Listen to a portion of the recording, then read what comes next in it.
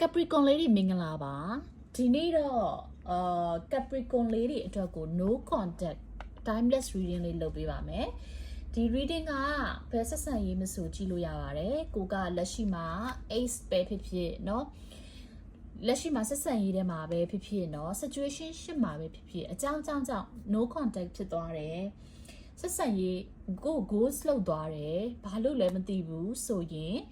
ဒီဗီဒီယိုလေးကတော့ Capricorn လေးတွေအတွက်ပါ no contact timeless reading လေးဖြစ်တဲ့အတွက်ကြောင့်မလို့ပဲချိန်မဆိုကြည့်လို့ရပါတယ်ဆိုတော့ကျမတို့ဒီနေ့ reading မှာကတော့နှစ်ယောက် energy check မယ်ပြီးရင်လက်ရှိ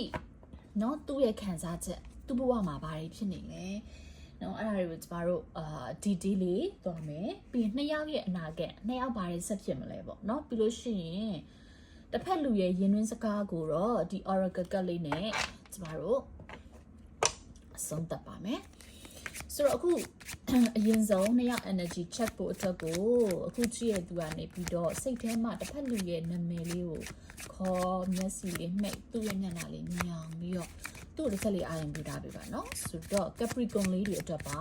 တခြား zodiac sign လေးတွေအတွက်ကိုကြည့်ချင်ရင်တော့ကျမရဲ့ YouTube မှာတင်ထားပါတယ်နော်ဆိုတော့အဲ့ဟာလေးကိုအရင်ဆုံးတော့ကြည့်လို့ရပါတယ်တခြား zodiac sign လေးပေါ့နော်တခြား zodiac sign လေးတွေကို okay ကဲအားလုံးအရင်ဆုံးကတ်လေးတွေဆွဲလိုက်မယ် okay ကဲအဲ့တော့ကျမဒီမှာမြင်ရတာကတော့လေဟိုပါပေါ့energy check အနေနဲ့ကကြတော့တစ်ဖက်လူကနေပြီးတော့ကိုယ့်ကိုသစ္စာဖောက်သွားတယ်နောက်တစ်ယောက်ရသွားတယ်နော်စနိုက်ကြော်ခံရတဲ့ပုံစံမျိုးလေးတွေကျမတွေ့ရတယ်နော်ညတာမှုမရှိဘဲနဲ့သူ့ဘက်ကနေပြီးတော့တဇွတ်ထိုးတစောက်ကန်းကိုလှုပ်သွားတယ်နော်ဒီမှာ seven of swords ကြာတာတယ်နော်လုံးဝဟို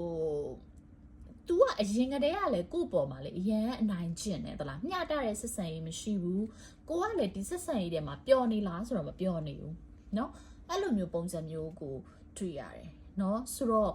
ဟိုနောက်ပြီးတော့လေဒီမှာကကျမမြင်ရတာက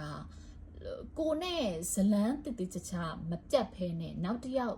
အပေါ်နောက်တစ်ယောက်ကို तू ကနေပြီးတော့နောက်တစ်ယောက်ကိုပေါ်တနေကိုလှုပ်သွားတဲ့ပုံစံမျိုးပေါ့နော်လှုပ်သွားသည်ဖြစ်စေဒါမှမဟုတ် recently မှကို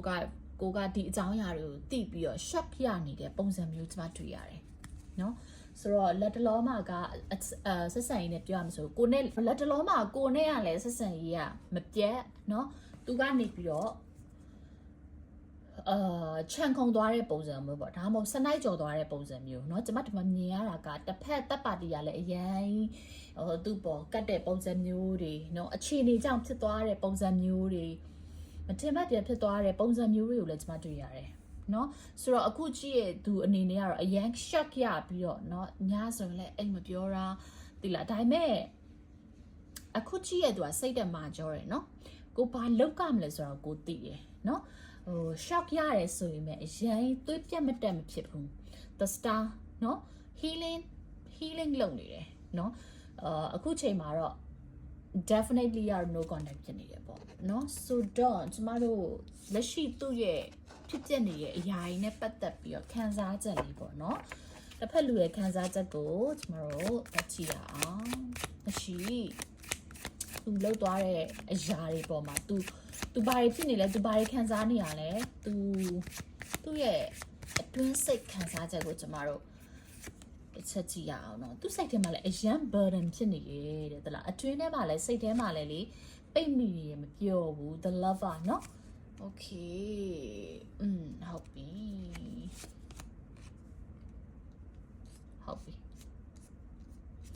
तू ကလေ तू လောက်ရကမှားတယ်ဆိုတာ तू သိတယ်နော်မှားတယ်ဆိုတာ तू သိတယ်ဒါပေမဲ့အခုချစ်ရသူ तू မပြတ်နိုင်ဘူးနော်သိလား two of swords ဆိုတော့နှစ်ယောက်ထဲကနေပြီးတော့ तू ဘယ်တယောက်ကို तू ရွေးရမလဲ तू မသိဘူးဖြစ်နေဒါပေမဲ့အခုချိန်မှာလေအဲ့ तू ရွေးချယ်လိုက်တဲ့ तू ရဲ့တပ်ပါတီပေါ့နော် तू တပ်ပါတီနဲ့ပျော်နေလားဆိုတော့လေ तू မပျော်ဘူးတဲ့နော် तू စိတ်ထဲမှာပိတ်လောင်မွန်းချက်နေတယ် तू ဘာလို့ရမှမသိဘူးဖြစ်နေတယ်အရင်စိတ်ထဲမှာ burden ဖြစ်နေတယ် burden ဆိုတာဟိုစိတ်ပီစီမှုများနေတယ်အဲ့တယောက်နဲ့ကလည်း तू မပျော်ဘူးသိကြပါဘူးကတော့နော်အဲ့ တော့ဘာဆက်လုပ်ကြဘာဆက်ဖြစ်ကြမှာလဲ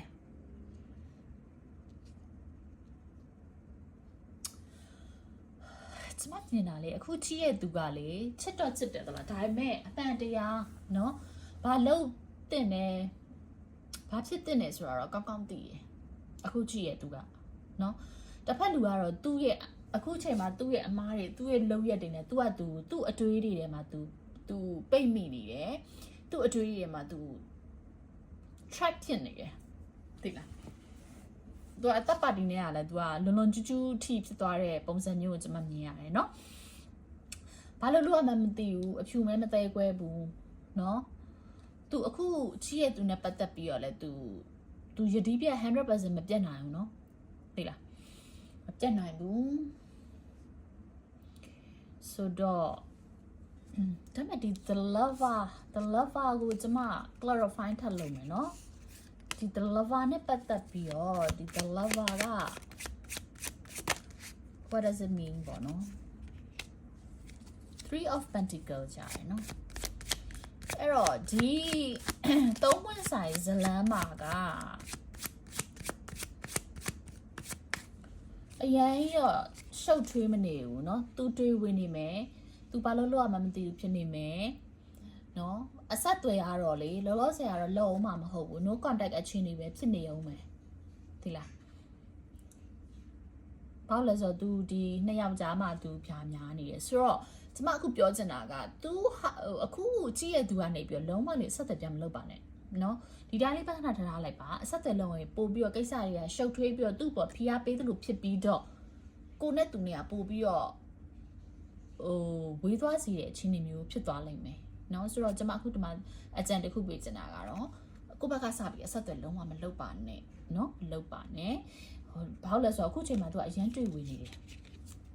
သိလားတွေ့ဝင်နေတယ်တစ်ဖက်လူပေါ်စိတ်ပါနေတာဆိုတော့လေအဲ့လိုလည်းမဟုတ်ဘူးသိလားသူတို့တွေကလေအခြေအနေကြောင်းလေဖြစ်သွားတဲ့ပုံစံမျိုးရှိတဲ့အတွက်ကြောင့်မလို့ဖြစ်တာပေါ့နော်ဆိုတော့အခုအနာဂတ်ပေါ့နော်အနာဂတ်ကိုကျမတို့ဒီလေးဆက်ပြီးတော့သွားကြည့်ရအောင်အနာဂတ်ကိုကျမတို့ဆက်သွားကြည့်ရအောင်အနာဂတ်မှာဘာတွေဆက်ဖြစ်ကြမှာလဲ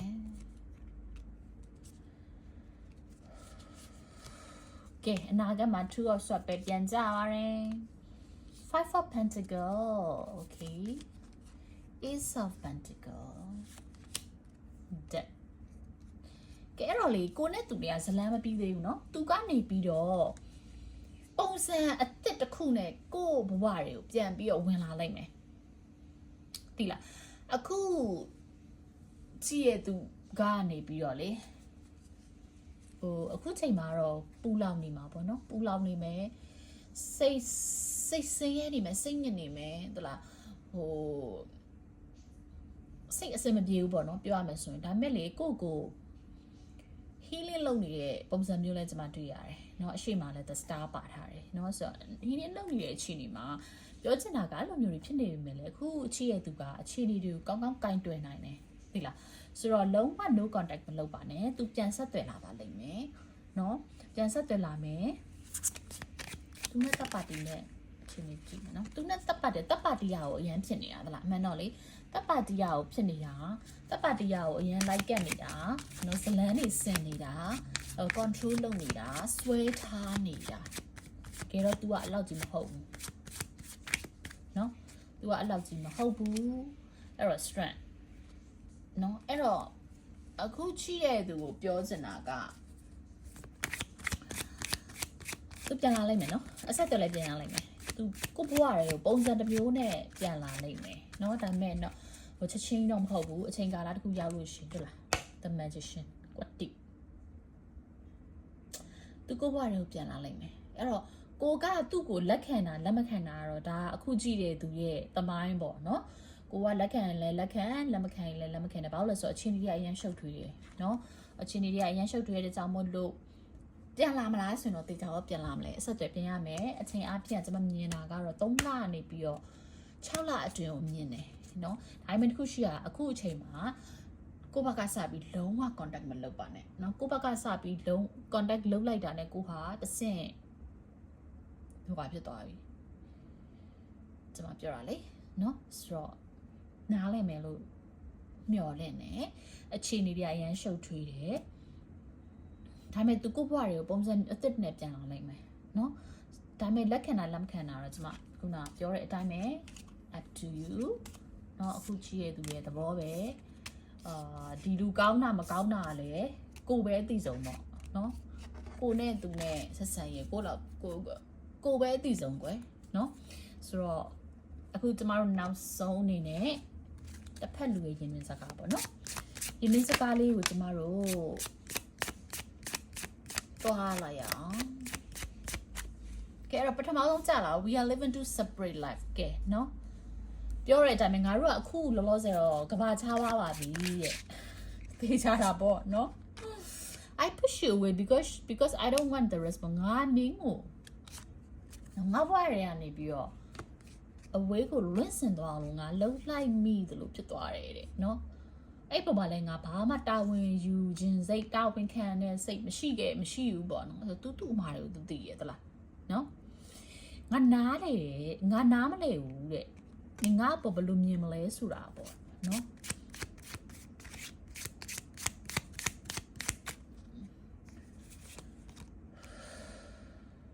ကဲ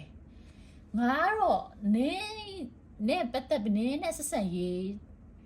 နင်းနဲ့ငါနဲ့ဆက်ဆံရေးတွေကနေပြီးတော့ငါကထွက်ပြေးသွားခဲ့တယ်တဲ့ဒါပေမဲ့ငါရဲ့စိတ်ဝိညာဉ်တွေဟာတဲ့ငါရဲ့အတွင်းစိတ်အာယုံတွေမှာတဲ့မင်းကိုတောင်းတနေအောင်ပဲsee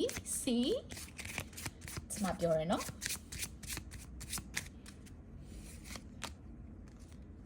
ငါသိတယ်တဲ့ငါနဲ့ကိုဆုံးရှုံးလိုက်ရပြီဆိုတာတဲ့နော်အဲ့ဒါနဲ့ပတ်သက်ပြီးတော့လေတဲ့ငါဘာမှမကြိုးပမ်းခဲ့ဘူးတဲ့ကဲနောက်ဆုံးတစ်ကက်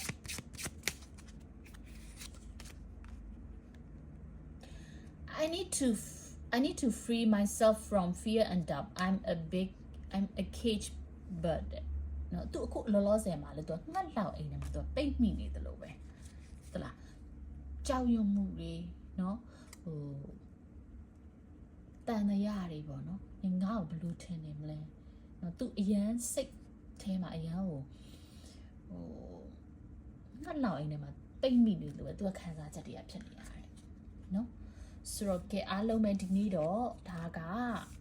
Capricorn လေးတွေအတွက်ပေါ့နော် Capricorn လေးတွေအတွက်ကိုno contact အခြေအနေမှာနော်ကိုနဲ့သူနဲ့နှစ်ယောက်ရဲ့ energy check တွေနော်နှစ်ယောက်ရဲ့အနာဂတ်တွေဒါရင်တွင်စကားတွေအားလုံးပေါ့နော်ဆိုတော့ကျွန်မခြုံငုံပြီးတော့ general reading လေးပါပဲနော်ဆိုတော့ timeless reading ဖြစ်တဲ့ကြောင့်မို့လို့ပဲချိန်ဆိုကြည့်လို့ရပါတယ်တခြား zodiac sign တွေကြည့်ချင်တယ်ဆိုတော့တခြားကျွန်မ YouTube မှာပဲတင်ထားပါတယ်เนาะဆိုတော့အားလုံးပဲကျေးဇူးတင်ပါတယ်နောက်ဗီဒီယိုမှာပြန်တွေ့ပါမယ်